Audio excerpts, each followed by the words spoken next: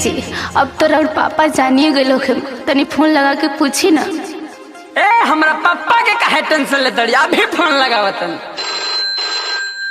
उठाव तो नहीं कर फिर से लगा ली। ए मर्द उठावा ना। पापा हो बोला बोला।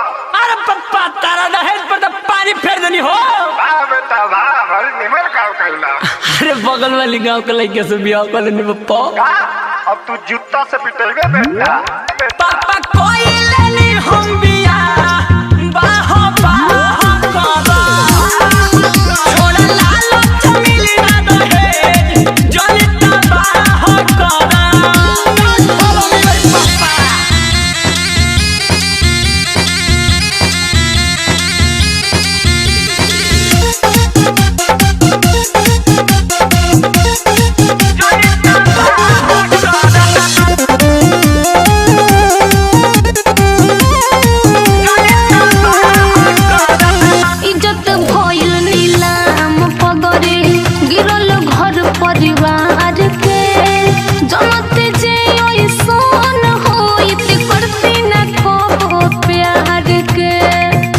ठीक हो जाइए वो लड़का खाली होकर देना नती नतकुर हो जाई गुस्सा चुर चुर हो जाई सब लोग के बाहों से डाह हो।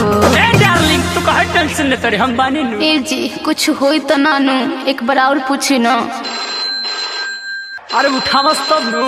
हेलो ए पापा तू बियाह कर ले हम नहीं जाना त बाबा तेरा घर से निकल रहन। बेटा तो पहले के जमाना अलग रहे अब अलग बा।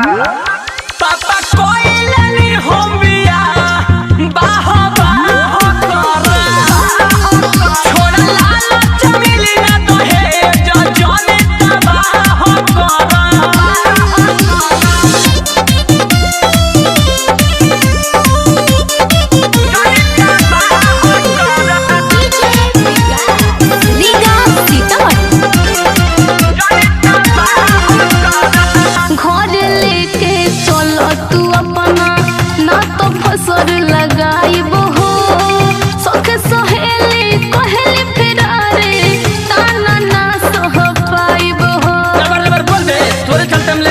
अपना बाबू बने हिस्सा ले हम सब खेती बाड़ी रसिक के पारा भात लारी ससीलाल काहे धइलो हाथ बाह देखी बहुत विश्वास करके आइल बने छोड़े ना ना एक बार और पूछ ली ना हमरा बड़ा डर लागत। रुक कभी लगावत नहीं रुक।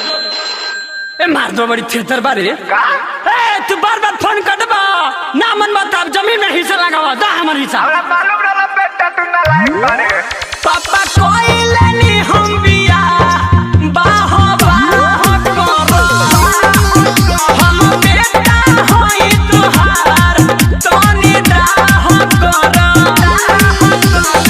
अच्छा ठीक बा बेटा जब भगाइए ले बारे तो अपना प्यार के द्वार पर ले आओ।